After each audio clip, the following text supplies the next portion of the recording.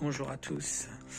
Une vidéo, alors le titre, je sais pas, c'est pas encore défini, mais je dirais comment vous dépanner quand vous avez une machine gaming de base, je dis bien de base, avec une carte GTX 1050, 960, ou une RX, ou une GTX 1600, etc. 1650 par exemple. Des cartes vidéo qui vous demandent en consommation entre 130 et 190 watts, même 200 watts et même plus. J'ai une alim qui a cramé, j'en ai même deux que j'ai dû changer, donc j'ai changé cette alim sur ce PC. Avant j'avais une autre GTX, c'était une GTX 660 mais qui consomme je crois 130 ou 140 watts, qui fonctionnait pas trop mal.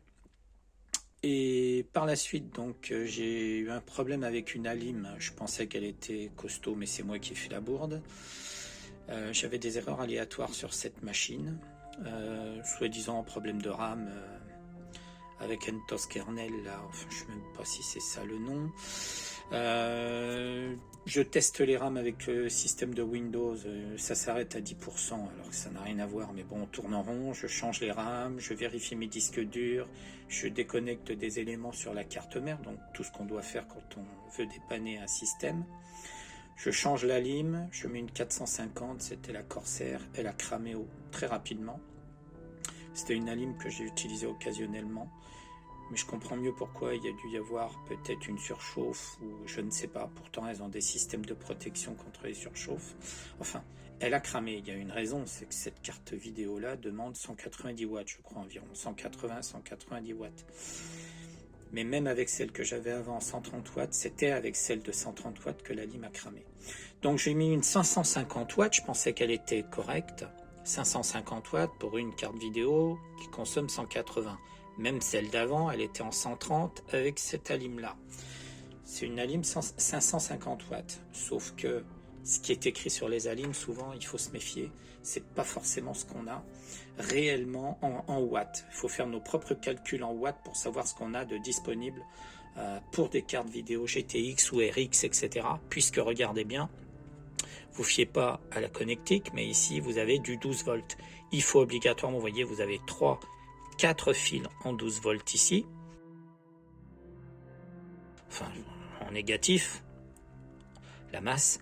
Ici vous avez la même chose, vous en avez 3 en 12 volts, donc ça fait quand même 2 racks qui vous réclament 12 volts à chaque fois pour alimenter cette carte jusqu'à 200 watts ou plus. Donc si vous avez une fausse alim qui vous indique que vous avez une 550 watts ici par exemple, mais quand je teste ou quand je fais mes calculs de watts, j'arrive à 450, ce qui est trop juste. Voilà. Et vous avez des alims comme celle-ci. Donc je me suis fait avoir. J'ai commandé sans trop vérifier. Je l'ai eu, c'est une seconde main, mais neuve. Marqué 600 watts, peak power 600 watts. Vous dites, ça va être nickel, ça va fonctionner. Eh ben non. Le pic veut dire que ça ne fonctionne en pic, c'est-à-dire en maximum à 600 watts, qu'à certains moments. Ça ne peut pas durer plusieurs minutes à 600 watts. C'est pas fait pour. Et quand vous regardez les caractéristiques du produit, il y a des choses qui sont incohérente, 103 watts, 396 watts et ensuite 3,6 et 15 watts. Normalement, quand on fait Combiné Power, vous faites la somme de tout ça et vous auriez normalement 600 watts. Mais vous n'avez même pas 500 watts. Regardez, vous avez 400, 500 et ça ferait 520, quelque chose comme ça. Et regardez, le maximum power de cette alim, de stable, est de 450 watts. Donc, méfiez-vous des alims. Là, j'ai une 480 qui me sert actuellement. Donc, ce que j'ai fait pour pallier au problème d'alimentation, parce que j'ai fait toute la vérif de cette carte mère, processeur, etc., les sondes pour détecter des surchauffes et autres, et rien n'y fait. J'ai même déconnecté de l'USB 3 qui consomme pas tant que ça. Donc, j'ai tout déconnecté. Je me dis, c'est quand même bizarre. Qu'est-ce qui m'arrive sur ce PC? C'est une personne qui l'utilise pour faire du gaming, qui l'utilise pour jouer à des jeux en ligne et d'autres jeux sur Steam et des jeux qui demandent beaucoup de ressources. Et ben en utilisant un certain jeu qui demande quand même pas mal de ressources, qui tourne à 70 frames seconde par 100 actuellement, et bien la machine plante aléatoirement avec le NTOS kernel qui plante et vous pouvez chercher les infos, vous trouvez rien. On trouve pas l'info exacte de ce qui cause ce problème. Et ben ce qui cause le problème, c'est l'alimentation. Moi je pensais comme un idiot que mon alim était correct, 550 watts et que ça pouvait passer. Eh ben non. Il me faudrait là une 700 watts réelle. Et si j'ai 700 watts réels, au moins j'aurai pas de problème pour alimenter cette carte vidéo. Donc mon astuce du jour pour vous aider quand vous avez plus sous la main une alim, votre alim de base a cramé, ou vous êtes en train de monter votre petite machine gaming de base pour voir si elle est fiable, eh ben une petite astuce. Voilà, j'avais fait ce test avec celle-ci au départ. Donc j'ai rajouté les 450 watts et celle-ci 550, mais c'est faux, c'est du 450. Ici réel 550, j'avais connecté mes deux connecteurs, un PCIe directement sur la carte vidéo ici. J'ai alimenté cet alim en plus de l'autre. Donc je déconnecte ces deux ports, je branche ceci. Je fais mon petit strap. Donc j'ai bien, c'est occasionnel, hein, c'est pour vous aider. Et ici on ne se trompe pas.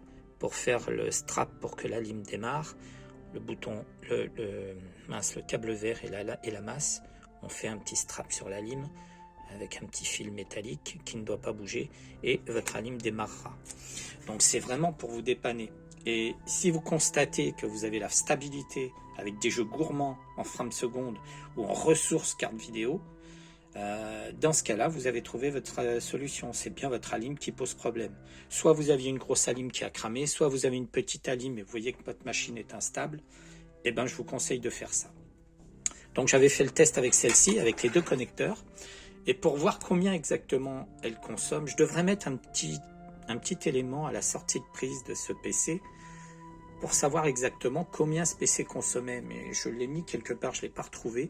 Peut-être qu'il me dirait que je suis en crête en fin de compte. Quand le jeu est à fond, l'alimentation est poussée au maximum et elle ne tient pas parce qu'il manque 10, 20, 30, 50 watts, 100 watts. Je pense plus que c'est minime. C'est entre 50 et 100 watts. Alors pourquoi je dis ça? J'ai mis une autre alim, donc je l'ai connecté, j'ai passé juste un câble par l'arrière. Donc j'ai connecté un des ports, donc vous voyez j'ai que 3 fils. Normalement, vous voyez j'en ai même pas 3, j'en ai que 2. J'ai que 2 fils jaunes sur celui-ci. Donc le rouge c'est faux, hein, c'est du noir, hein, c'est de la masse. Donc j'ai 2 fils jaunes, ça veut dire 2 fois 12 volts, alimenté par cette alim externe où j'ai fait, je vais vous montrer le petit strap, voilà le petit strap sur le bouton, le câble vert et la masse. Comme ça, cette alim démarre. Il y a un bouton power, hein, je dis bien, c'est toujours dans l'idée de dépanner, de bidouiller pour pouvoir vous dépanner rapidement avec ce que vous pouvez avoir sous la main. Donc je mets cette alim en marche. Je l'alimente juste une de mes deux sorties de la carte graphique GTX. Celle-ci, c'est une RX 580 avec 4 Go de RAM. Et l'autre est alimenté par mon boîtier 550, enfin fictif, puisque c'est un vrai 450. Voilà, donc j'alimente une partie de cette carte vidéo. Et ce que ça va me donner comme idée, c'est que j'ai entre 50 et 100 watts qui sont utilisés par cette alim. Et donc, ce qu'il y aurait en idée, c'est que ça me laisse supposer qu'il me manque pour cette alimentation de cette carte, avec 16 Go de RAM, il me manque entre 50 et 100 watts.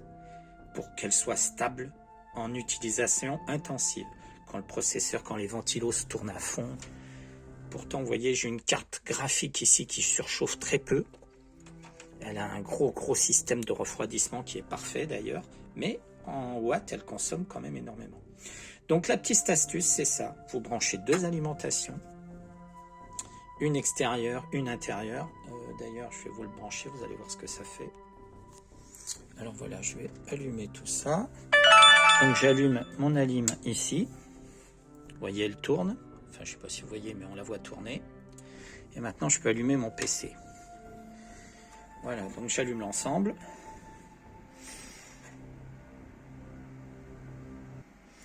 La carte vidéo, vous voyez, elle démarre bien.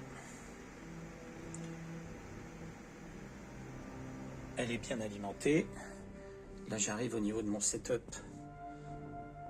Voilà, Windows charge.